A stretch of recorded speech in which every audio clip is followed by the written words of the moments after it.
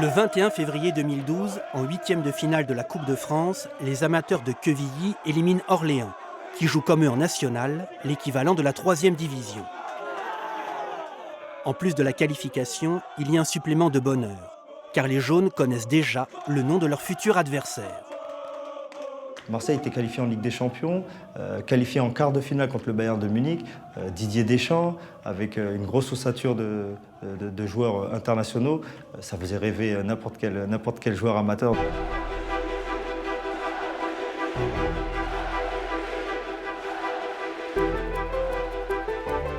Le 20 mars 2012 à Caen, Quevilly ouvre le score face à Marseille après 5 minutes de jeu. Le petit Quevilly attaque la rencontre avec un moral de vainqueur. Cela dit, qui pourrait envisager une défaite marseillaise? Hormis peut-être son entraîneur, Didier Deschamps. De suite, il faut se remettre de suite dans le truc, sinon il peut y avoir une mauvaise surprise.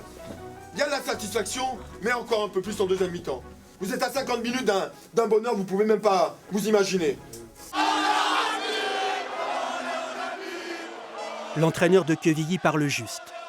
Après une victoire au bout des prolongations, Quevilly est en demi-finale de la Coupe, comme en 2010. Cette Coupe de France, on l'aime. Elle nous aime aussi, il ne faut pas le mentir, elle nous aime. Cette équipe, elle a du cœur. Cette équipe, quand elle veut jouer, elle peut réaliser de grandes choses. Et ce club, en Coupe de France, il est mythique. L'US Quevilly est une équipe comme ça, je leur fais confiance. L'US Quevilly est une très bonne équipe, j'espère qu'ils gagneront. Quevilly a toujours gagné, il ne doit pas perdre maintenant.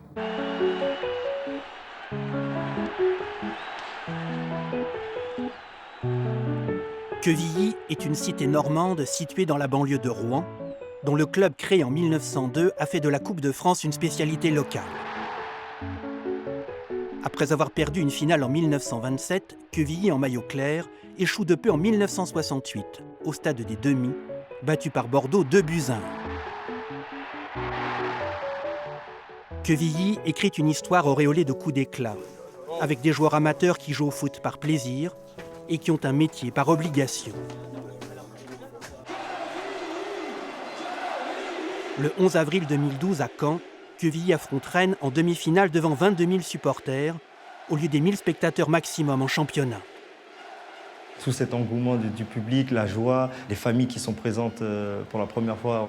On a 10 places, donc voilà. Ce sont des détails pour des joueurs amateurs qui, peut-être pour des joueurs professionnels, n'ont pas d'importance, mais pour nous, c'est décuplé, c'est énorme.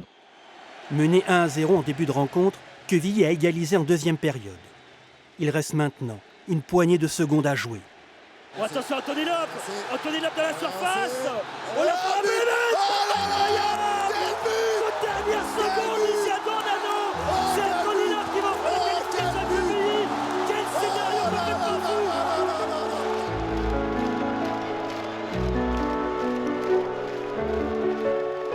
Jamais de la vie, j'aurais pu penser à ça.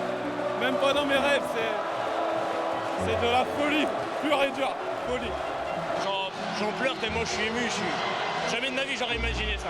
Je sais pas si on réalise, mais en tout cas on sera au Stade de France. J'ai été dans les tribunes pour embrasser ma femme, pour embrasser ma petite sœur qui m'a toujours suivi. Et là, pour la première fois, j'ai pleuré pour du foot. Depuis Calais en 2000, aucune équipe amateur n'a atteint la finale de la Coupe de France. Alors sur le chemin du retour, les supporters provoquent le plus joyeux des ralentissements. Et au bout de l'autoroute A13, il y a un rêve.